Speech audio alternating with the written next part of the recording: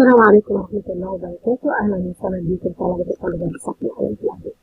Hello again. We will continue our work with unit number 8, and today we will study lesson number 2, and we will start with vocab. Ask and answer the questions in class. How many of these adjectives do you know? يعني أعرف كم صفة من الصفات دي.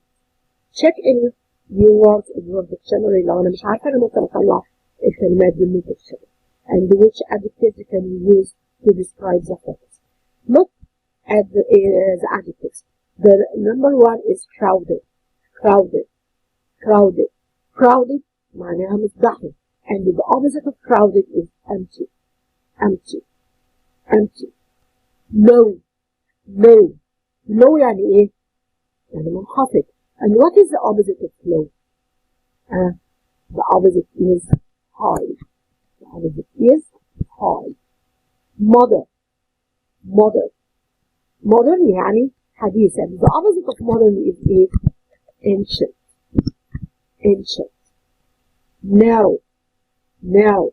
Narrow يعني ايه؟ Narrow is the opposite of wide.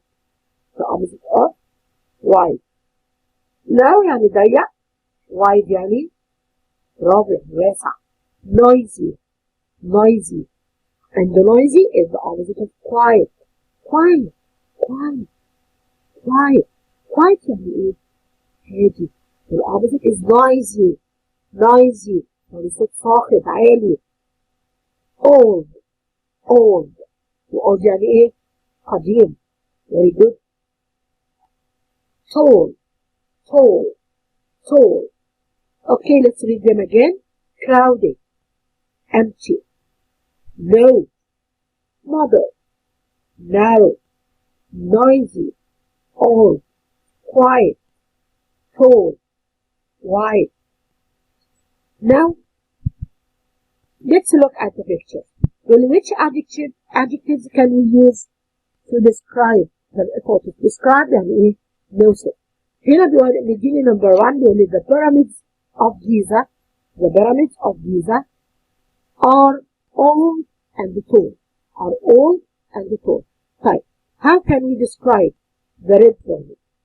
The red pyramid ممكن نقول عليه ان هو ايه؟ يبقى ممكن نقول the red pyramid is ممكن is ايه؟ is old and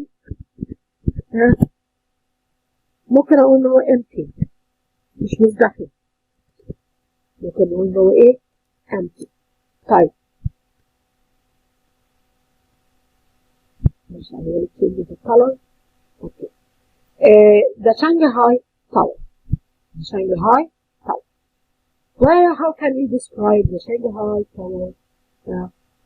Okay, we can say the Shanghai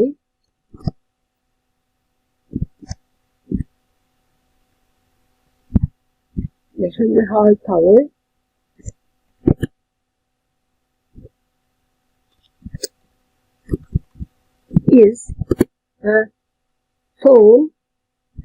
is tall and ممكن نقول هو ايه modern ولا ancient ولا old. You can say it's tall and old. طيب, what about the other pictures? The Hamra Tower. The Hamra Tower.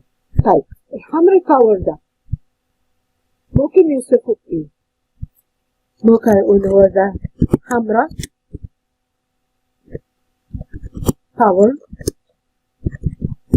is. The Hamra Tower is.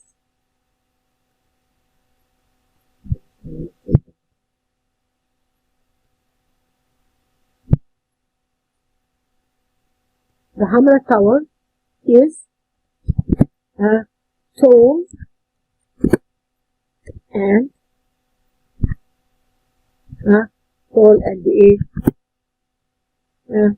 modern. ولا all؟ طيب ايه تاني الصفات اللي ممكن old, quiet, tall, wide. ماشي، يبقى مثلا هيبقى ايه and all. عندي هنا بانكوك، طبعا دي بانكوك دي city، يبقى ممكن اقول هنا وقت بانكوك. ماشي، بانكوك is a modern and crowded يعني ايه؟ يعني مزدحم. يبقى is modern and crowded. طيب عندي هنا برازيليا، يبقى ممكن نقول ان هي ايه؟ big and أو old and empty. يبقى it is old and empty. Now let's look at this piece. We will not work in pairs and do the quiz. How much do you know do our quiz? عندي هنا البيراميد. Well, which pyramid is taller? The Great Pyramid of Giza or the Red Pyramid? Which one is taller, do you think? يبقى طبعا نقول ايه؟ the Great Pyramid of Giza. Okay, which pyramid is farther? Farther بمعنى أبعد، ودي اللي هي المقارنة من verb far. سوري، من الادجكتيف ايه؟ far. يبقى farther from يعني أبعد من السنتر of Cairo. ماشي؟ and we can say the Great Pyramid of Giza, we don't know. Which one is more? طيب لو أنا حبيت أكتب المقارنة هنا هنقول إيه؟ هقول which one, which pyramid is farther؟ يبقى ممكن نقول إن إيه؟ the Great Pyramid. The Great Pyramid of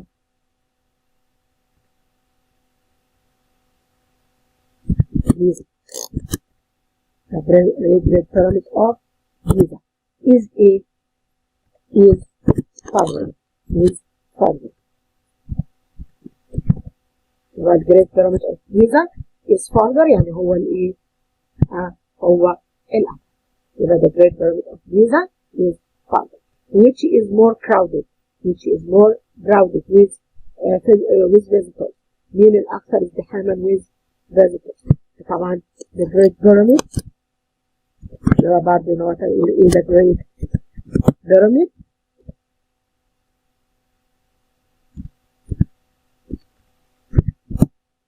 of Giza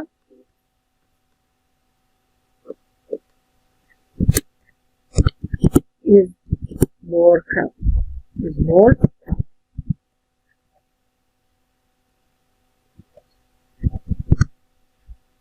Okay, here which building is taller, the Shanghai Tower in China or الحمرا Tower in Kuwait? ماشي، ممكن هنختار. يبقى هنا هو ايه؟ هنشوف كده هنختار اي اختيار منهم. طبعا عندي هنا برضه which one is more modern يعني ايهم اكثر حداثة. عندي الكابيتال cities، يقول لي هنا compare بانكوك تايلاند and برازيليا، يعني قارن ما بين بانكوك وتايلاند وبرازيليا. the capital of Brazil.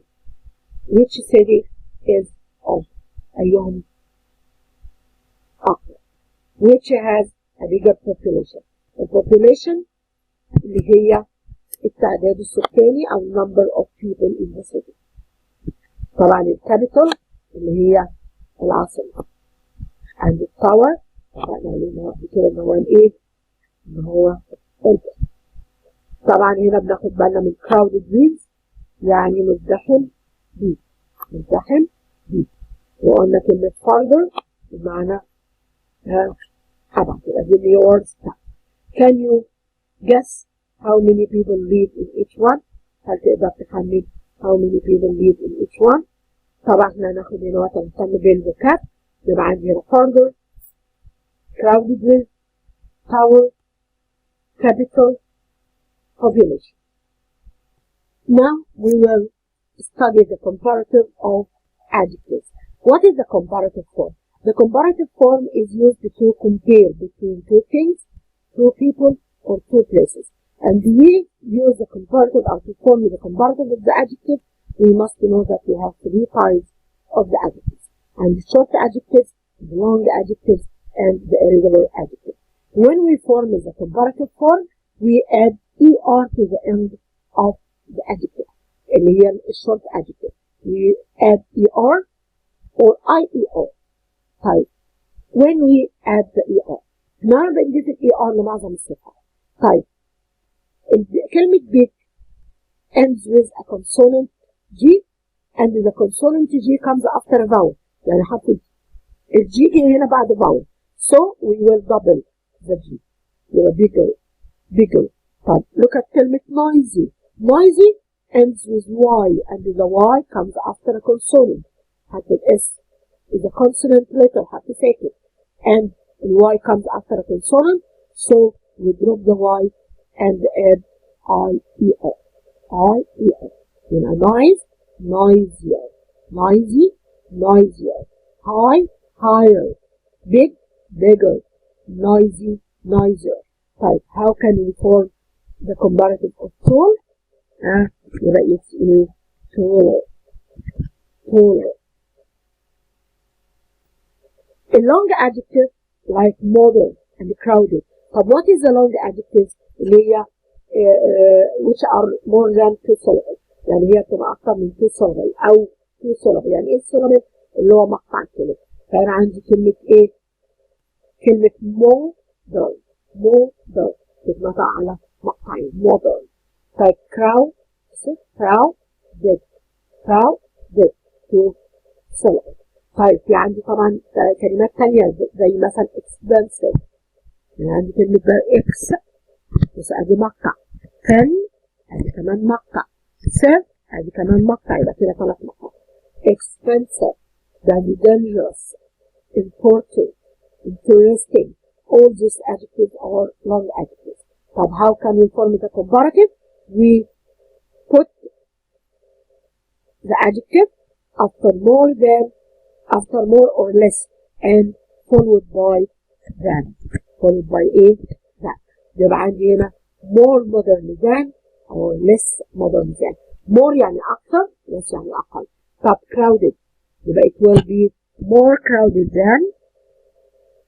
يبقى more crowded than or less crowded than. or less crowded than. طيب expensive برضه تبقى more or less expensive. more or less expensive.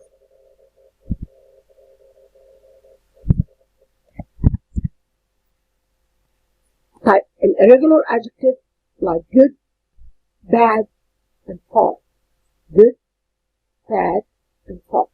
Good, the comparative manner is better. Bad, worse. But what about far? عدت علينا يبقى ايه؟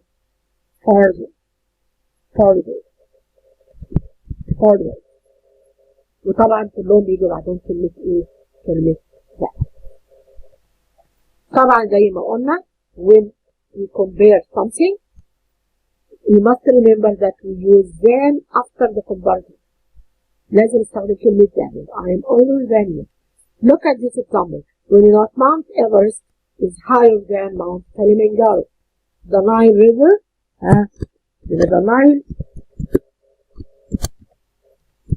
the Nile River, طبعا the Nile River اللي هو نهر الايه؟ النيل is عندي هنا long هتبقى ايه؟ we will add the or يبقى is longer than the Amazon. is longer than the Amazon. Okay, number 3 Cairo. يبقى Cairo is crowded. يبقى short adjective ولا long adjective؟ طبعا دي long ايه؟ adjective. يبقى is more crowded.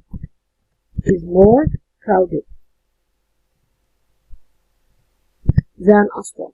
يبقى is more crowded than Aswan. The pyramid of Giza أو add user يبقى the pyramid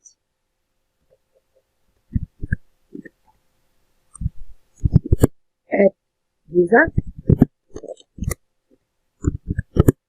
or عندي هنا easy دي short adjective but remember easy ends with y after a consonant يبقى we must drop the y and add ier يبقى are easier for tourists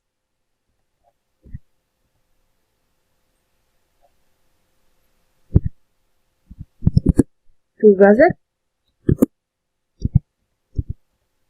than the red flag.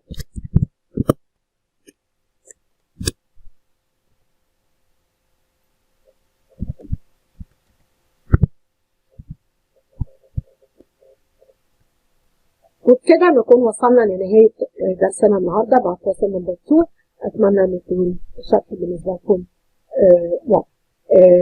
يا ريت نتابع الفيديوهات على القناة ونعمل نفعل الجرس عشان يوصلنا تنبيهات بكل الدروس الجديدة. Until we meet again, goodbye and goodbye.